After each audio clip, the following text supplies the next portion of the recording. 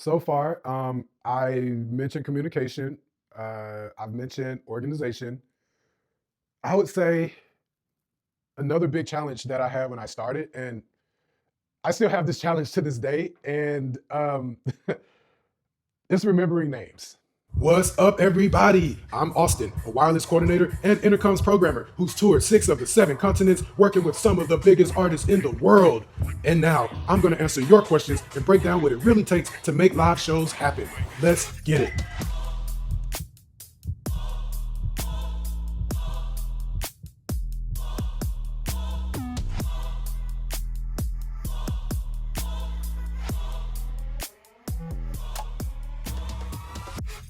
So far, I mentioned communication. I've mentioned organization. I would say another big challenge that I had when I started, and I still have this challenge to this day, and it's remembering names. I struggle heavily in my personal life and professional life with remembering names. I can remember technical specs, signal chains, the set lists. I can remember everything that I do on a day-to-day basis. I can remember where things are, but man, names, I don't understand it. And you people tell me all the time, if you're not remembering names, it's because you're not prioritizing remembering the names. And I'm like, no, I forget people's names I've known for years. I'll be on tour and I go to answer the radio or call someone on the radio and I'm like, hey, oh yeah, hey Frank. And oh man, like I hate it. I hate how terrible I am at remembering names. I try super hard.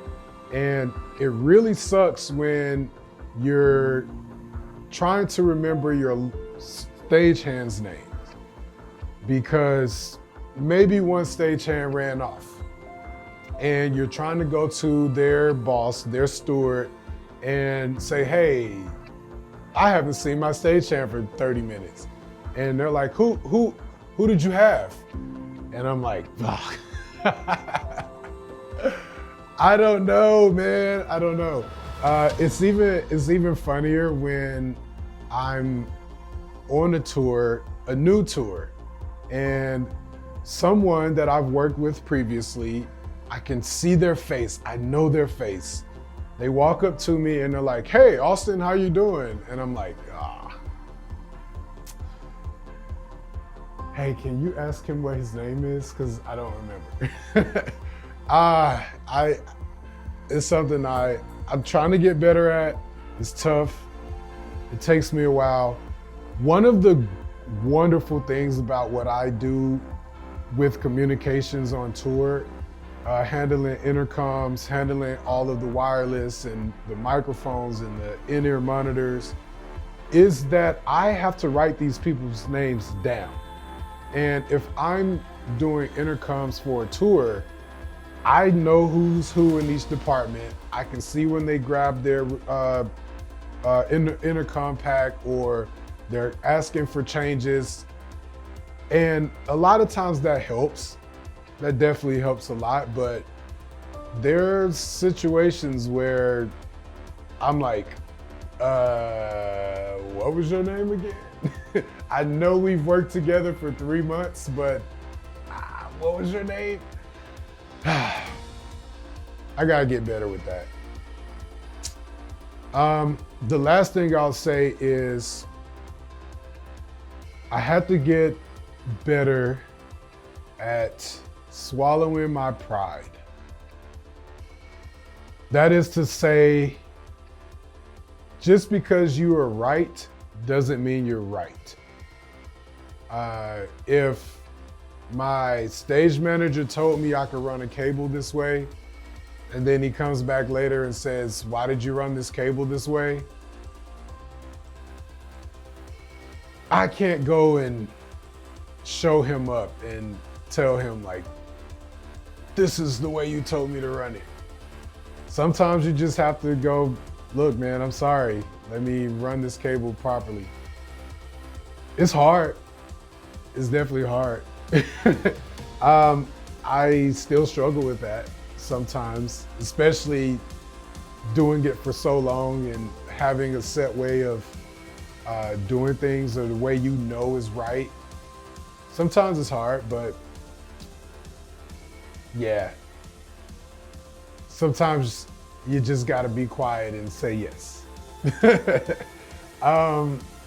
Looking back though, those early challenges really shaped me and made me, and it continues to make me a better touring professional.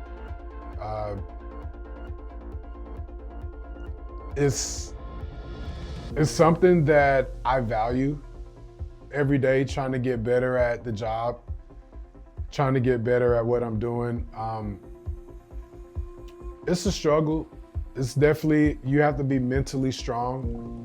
6 months into a tour, a year into a tour, different countries, different cities.